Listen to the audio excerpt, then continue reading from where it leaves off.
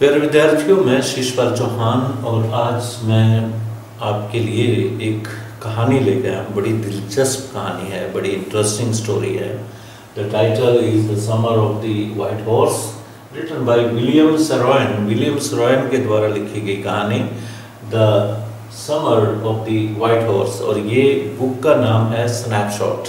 दूसरी जो बुक है आपकी सप्लीमेंट्री रीडर, तो उस कहानी का ये पहला ही चैप्टर है, उस बुक का ये पहला चैप्टर है, the summer of the white horse. और वीडियो 1 है इस लेसन पे, इस कहानी पे, और ये विलियम सरोइन है। इनकी तस्वीर आप देख रहे हैं विलियम सरोइन की। और he was born on August 31 अगस्त को 1960 को जन्म हुआ था, और ये जीवित रहे मई 18, 1981 तक, और कैलिफोर्निया में इनका जन्म हुआ था। This story is about the two boys. सबसे पहले कहानी के बारे में थोड़ा सा एक झलक ले लें। कहानी है क्या? 2 लड़कों के बारे में कहानी है, वो बिलोंग टू ए ट्राइब, जो एक कबीले से बिलोंग करते थे। जो ट्राइब होता है, कबीला होता है, जिसमें कि सैकड़ों 100 से ज़्यादा भी हो सकते हैं, कई पुश्तें, कई जनरेशन उससे बिलोंग करती हैं। एट प्रेजेंट जो होता है उसमें कई फैमिलीज होती हैं जुड़ी। एक ही जो ग्रैंडफादर वगैरह, ग्रेट ग्रैंडफादर, उसके ही वो सारी पुश्त होती है, जनरेशन होती है। तो ट्राइब से बिलोंग करते हैं, who belonged to a tribe that had been known for their honesty। एक ऐसा ट्राइब था जो ईमानदारी के लिए नॉन था, प्रसिद्ध था, और सब उस ट्राइब को उनकी ईमानदारी की वजह से जानते थे। But the boys had a passion for riding a horse. परंतु जिन 2 बच्चों की कहानी है, ये 2 लड़कों की कहानी है, उनके अंदर राइडिंग करने का एक भूत सवार था, एक पैशन था दिल में, एक तमन्ना थी उनके दिल में, बहुत ही तीव्र इच्छा थी। पैशन तीव्र इच्छा होती है। But the boys had a passion बनता है, डिज़ायर से बनता है, डिज़ायर इच्छा उत्पन्न होती है, फिर वो और बढ़ती बढ़ती चली जाए तो पैशन का रूप इख्तियार कर लेती है। Since the family could not afford two by a horse, क्योंकि परिवार अफोर्ड नहीं करता था, वहन नहीं कर सकता था खर्चा इतना कि पैसा इतना खर्च कर सके, घोड़ा खरीद सके उनके लिए। One of the boys stole a horse. एक लड़के ने इन 2 लड़कों में से एक घोड़ा चुरा लिया किसी का, और उसे if of them kept enjoying riding for several days. वो राइडिंग करते रहे, सुबह सुबह वो उठते, 4 बजे सुबह उठते और अपना राइडिंग करके एंजॉय करके, जहाँ छुपाने की जगह थी वहाँ, जहाँ छुपा रखा था वहाँ बांध आते। तो इनका ये सिलसिला काफ़ी दिनों तक चलता रहा, और जब इनका मन हो गया कि अब ठीक है, या इन्हें डर लगने लगा कि पकड़े ना जाए, तो इन्होंने जिसका चुराया था घोड़ा वहीं बांध आते हैं। क्योंकि आप घटनाएं इतनी अच्छी हैं इसमें, बीच में कहानी कहने को तो ये घोड़ा चुराया, उस पर राइडिंग की, ठीक कुछ दिन, और फिर उसे वहीं छोड़ा है। परंतु बीच की जो इंसिडेंट्स हैं उभारती हैं इस प्लॉट को, वो बहुत इंटरेस्टिंग है। बहुत एक लाइन काफ़ी दिलचस्प है, आप एंजॉय करोगे इस लेसन को। But after that they leave it at the place from where they had taken it. उसी जगह छोड़ाते हैं जहाँ से वो लिया था। The writer has made this story by adding so many other things and all of you also enjoy it. लेखक ने कहानी को और चीज़ें ऐड की हैं इसमें, और आप एंजॉय करोगे, ये मेरा विश्वास है। तो शुरू करते हैं। The world was full of magnificence and life was still like a delightful and mysterious dream for him। तो एक और बात बता दूं, इसमें कहानी जो टेक्स्ट में है, कुछ लाइनें हम बीच बीच में एज इट इज़ रख लेते हैं, वो आपको दिखाने के लिए टेक्स्ट में जो एक जान होती है और टेक्स्ट में एक जो प्रभाव होता है वो इंटैक्ट रखने के लिए। अदरवाइज एक सिंपल स्टोरी बन जाती है। अगर मैं उसको अपनी पूरी लैंग्वेज में, अपनी सिंप्लीफाइड लैंग्वेज में पेश करूं, तो एक वो स्टोरी बन जाती है, वो इतना प्रभाव नहीं जमता। आपको वो कैब भी देनी होती है, वो कैबलरी भी देनी होती है। इसलिए तो मैं ये भी कहता हूँ कि वीडियो देखने के पश्चात आप टेक्स्ट को भी पढ़िए, क्योंकि टेक्स्ट में और वर्ड मीनिंग मिलेंगे आपको और बहुत सी चीज़ें मिलती हैं। तो ये ज़रूरी हो जाता है टेक्स्ट की कुछ चीज़ें हम कोट करें और उसमें जो राइटर चाहता था प्रभाव डालना वो थोड़ा बहुत आपको महसूस हो। The world was full of magnificence. Magnificence means glory, शान, splendor, and life was still like a delightful and mysterious dream for him. और जीवन उसके लिए अभी भी एक डिलाइटफुल, खुशी से पूर्ण और मिस्टीरियस ड्रीम, एक सपना जो कि रहस्यमय सपना था, वो अभी उसके लिए ये था। जो नरेटर है इसमें, वो नरेटर इसमें दो लड़के हैं उस कबीले के। जो नरेटर है उसका नाम आरम है और जो दूसरा लड़का है उसका नाम मुराद है, दोनों कजिन हैं। Then the narrator tells about his cousin Murad, whom everybody considered crazy. ये बैकग्राउंड बनाने के लिए, क्योंकि लड़के थे, उम्र लड़कपन में थी, तो दुनिया उनके लिए एक शानदार गिफ्ट गॉड की है। वैसे किसी भी उम्र में जो गिफ्ट है जीवन, तो एक बहुत बड़ी बेशकीमती उपहार है हमें दिया हुआ ईश्वर का। तो हर चीज़ उन्हें एक डिलाइटफुल लगती थी, खुशी देने वाली, और एक रहस्यमय सपना लगता था जीवन। तो नरेटर फिर अपने भाई जो कजिन है, उसका चचेरा भाई, उसकी इंट्रोडक्शन देता है, उसके बारे में कहता है कि whom everybody considered crazy, उसे एक सनकी मानते थे, एक क्रेजी लड़का था वो, जो ठान लेता था कर लेता था वो। He was very close to the narrator, narrator के आरम के काफ़ी करीब था वो, पास मतलब क्लोज था, उसका फ्रेंड वो था। जबकि मुराद के बाहर कोई ज़्यादा इतने मित्र नहीं थे, आरम से ही वो बातें करता था, कजिन के काफ़ी क्लोज रहा। And didn't make more friends, अधिक फ्रेंड उसने नहीं बनाया। One early morning at 4 he woke up the narrator by, he was woken up by, he woke up the narrator, उसने नरेटर को जगाया। एक 4 बजे सुबह आया वो, और उसके खिड़की जो खुलती थी गली में, उस पर एकदम नॉकिंग की उसने। Bye tapping on the window of his room, उसके कमरे की विंडो पे टैप किया और उसे जगाया।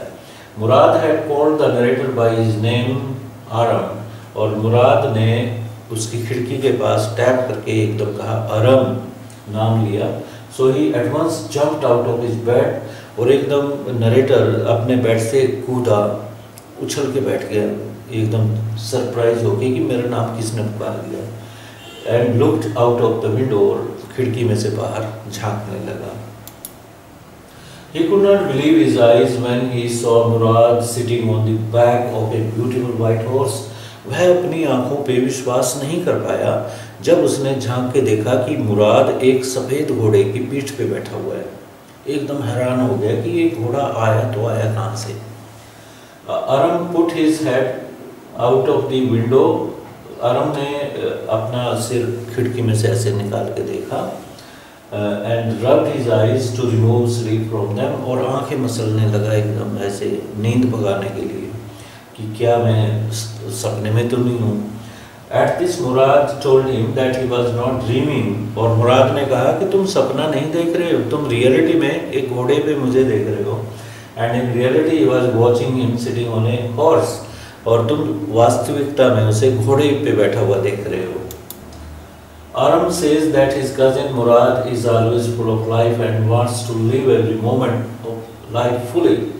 Aram कहता है कि उसका कजिन मुराद जीवन से भरपूर रहता था, एक्टिव होता है, बहुत एक्टिव था, जीवन से भरपूर, हमेशा एनिमेटेड, वाइब्रेंट रहता था वो, और जीवन के हर पल को पूर्ण रूप से वो जीना चाहता था।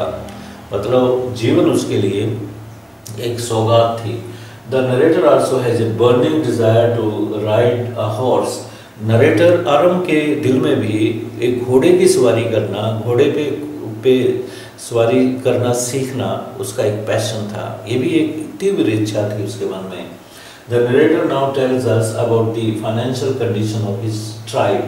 अब नरेटर आरम जो कहानी सुना रहा है तो अपने ट्राइब के बारे में वो बताता है, अपने कबीले के बारे में हमें बताता है, उसके फाइनेंशियल स्टेटस के बारे में कि वो कितने आर्थिक स्थिति क्या थी उनकी। He says that they are so poor that they cannot afford to keep a horse.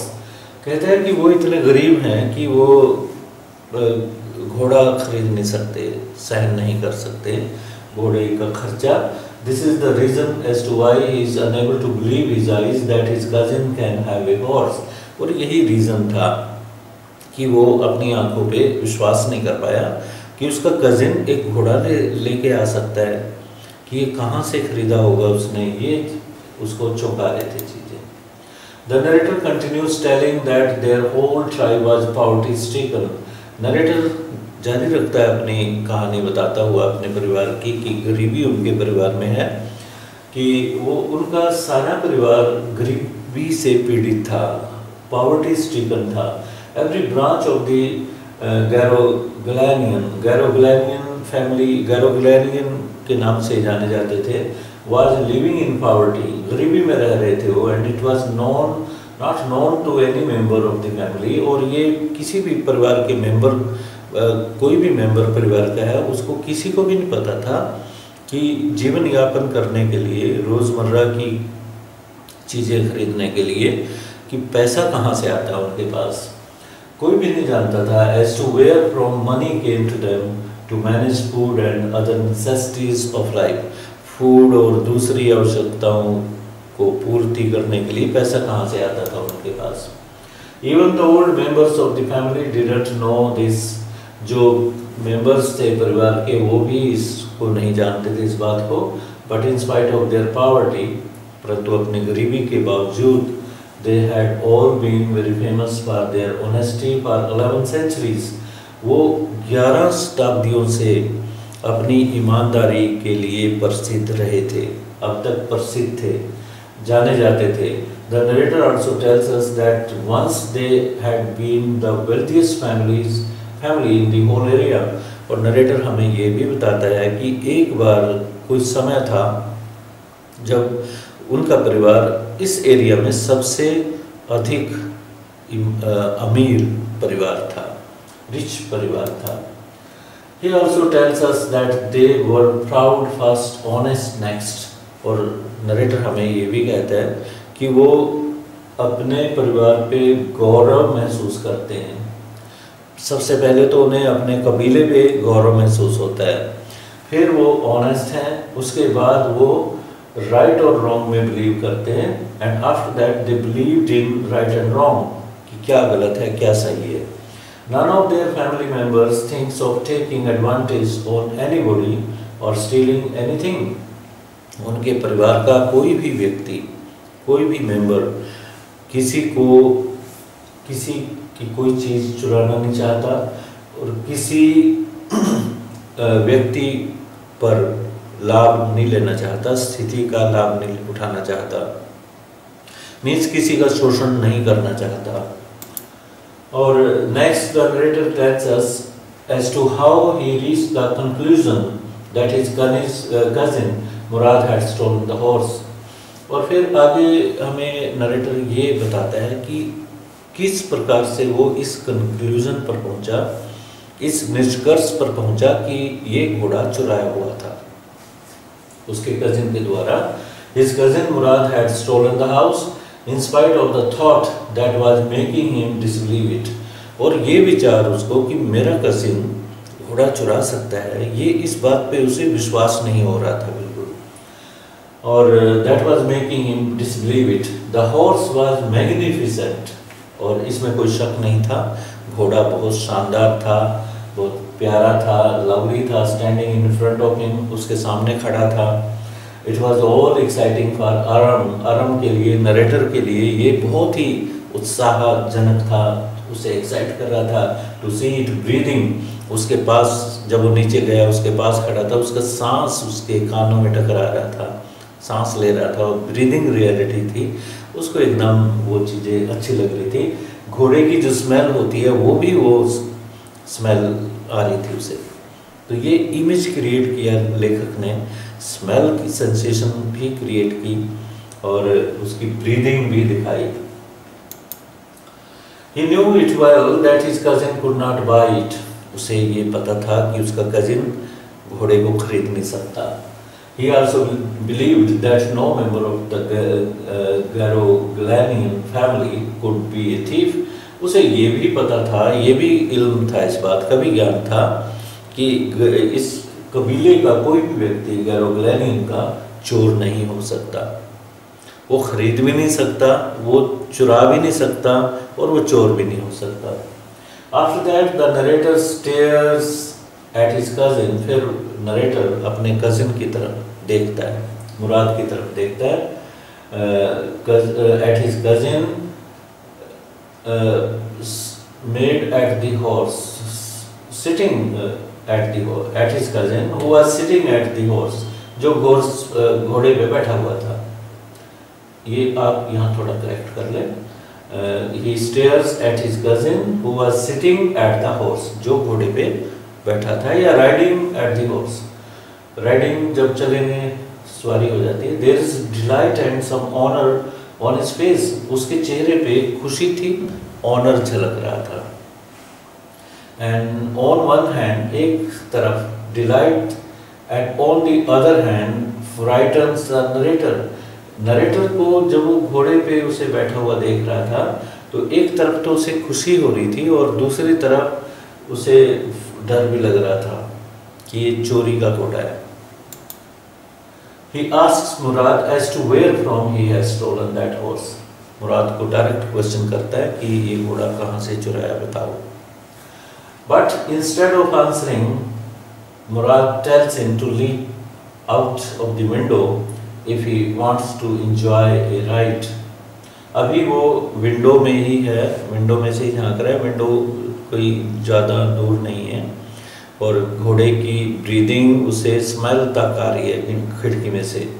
तो हम यहाँ इसको ऐसे लेंगे और फिर वो कहता है कि तू आ जा, खिड़की में से छलांग मार जा, हमारे पास और बैठ यहाँ पे, ये मत पूछ कहाँ से आया।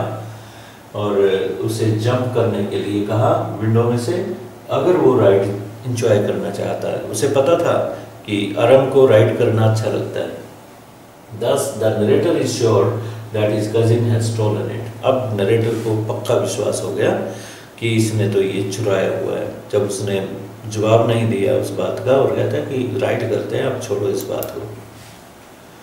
Here the narrator also seems to be tempted to enjoy a ride. यहाँ पर नरेटर अगर वो चोरी की चीज़ पे राइड नहीं करता, ये भी बात नहीं है, वो ललचा जाता है, टेम्प्ट हो जाता है कि मैं भी राइड करूँगा, क्योंकि वो उसकी बर्निंग डिज़ायर थी, तीव्र इच्छा थी। That's why he tries to relax on what he thinks of stealing a horse. अब वो मीनिंग बदलने लगा, चोरी के मीनिंग बदलने लगा कि चोरी, ये तो चोरी नहीं हो सकती। Just for a ride and stealing something like money. ये तो चोरी तो पैसे की होती है, पैसा चुराए वो चोरी होती है। घोड़े को चुराए, सिर्फ राइड के लिए चुराए, ये तो चोरी नहीं है। अपने मन को तसल्ली देने लगा। Next, he admits that if someone is crazy about horses, as both of them are, then it no more remains stealing. और फिर वो कबूल करता है, एडमिट करता है, स्वीकार करता है that if someone is crazy about horses, अगर एक पागलपन है घोड़ों के प्रति, जैसे दोनों में उनमें है, then it no more remains stealing, और ये चोरी नहीं रहती फिर। It would not be called stealing unless they sell out the horse for money. जब तक वो घोड़े को पैसे के लिए नहीं बेचते तो चोरी नहीं मानी जाएगी। That they would never do, और ये काम वो कभी नहीं करेंगे। After that, Aram tells Murad to wait for some time.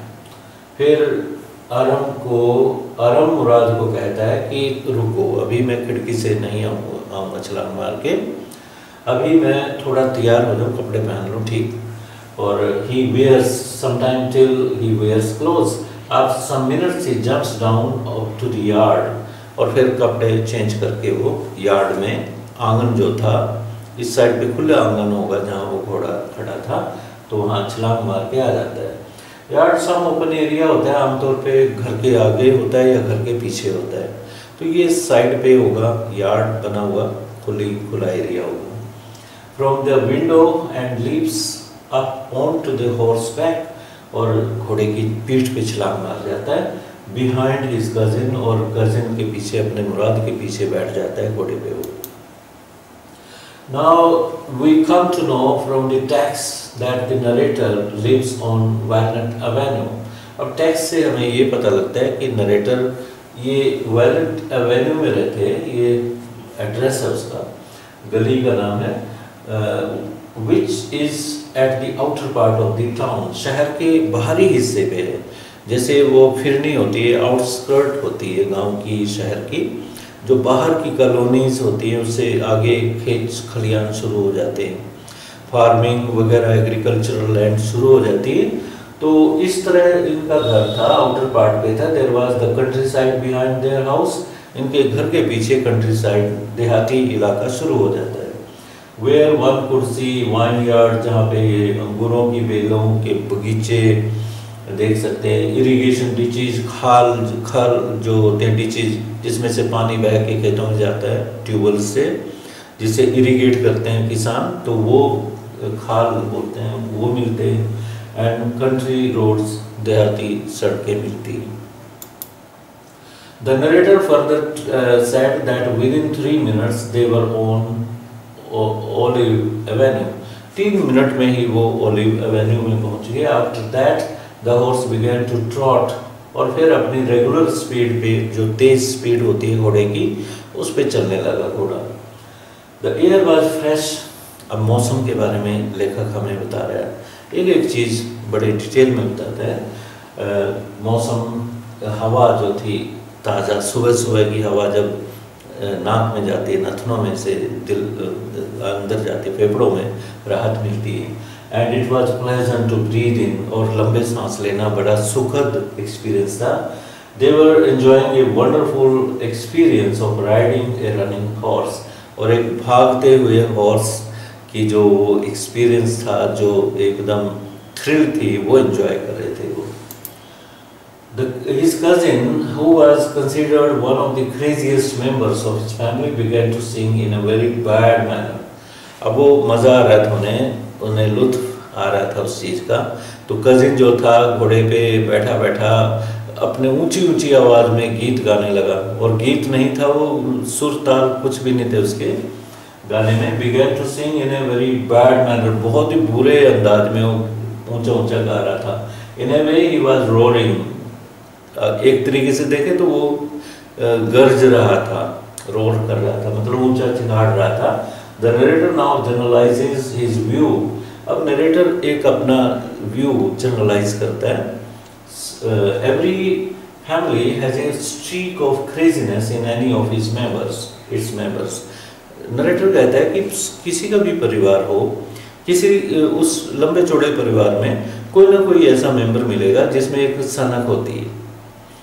एक सनक की जो स्ट्रीक होती है, लाइनिंग उसके दिमाग में होती है, सनक वाला मेंबर, सनकी मेंबर जरूर मिलेगा आपको कहीं ना कहीं। His cousin Murad was thought to be the natural descendant of the craziness that was found in his uncle Khosrow. और मुराद का एक अंकल खोसरो था, उसकी जैसी क्रेजीनेस मुराद में थी। उसका एक नेचुरल स्वाभाविक जो उत्तराधिकारी है, डिसेंडेंट है, सक्सेसर होता है वैसे उत्तराधिकारी, a person who is related to you and who lives after you, such as your child और ग्रैंड चाइल्ड, जो डिसेंडेंट जनरेशन आ रही है, आने वाली पीढ़ियां जो होती हैं, जैसे फादर है उसका बेटा वो डिसेंडेंट हो गया, तो ये अपने अंकल का नेचुरल डिसेंडेंट माना गया, प्राकृतिक रूप से, मतलब उसका स्वभाव जो था, उसकी क्रेजीनेस उसके अंदर थी। He was an enormous man, उसका जो चाचा था खुसरो, अब उसके बारे में अगर क्वेश्चन आ जाता है, खुसरो के बारे में लिखिए कि कैसा क्या नेचर थी उसकी। करेक्टराइजेशन के बारे में आप कह सकते हैं बड़ा लंबा चौड़ा, enormous, big in size, man having long big size है, बड़ा सिर था उसका। The word powerful has been used in the text. Big size head के लिए पावरफुल हेड यूज किया गया, बड़ा भारी सिर था। विद ब्लैक हेयर, काले बाल थे। एंड द लार्जेस्ट मस्टाच, मूंछें बड़ी बड़ी थी। And which had no comparison with in San Joaquin Valley, Joaquin Valley, और कोई कंपैरिजन नहीं था इसके साथ, मूंछों के साथ, या फिर इस व्यक्ति को मूंछों के साथ ही मान लो आप। Moustaches which had no comparison with, मतलब उस जैसी मूंछें कहीं नहीं थी इस वैली में, इस घाटी में। तो यहाँ हमारी ये डिस्कशन खत्म हो जाती है।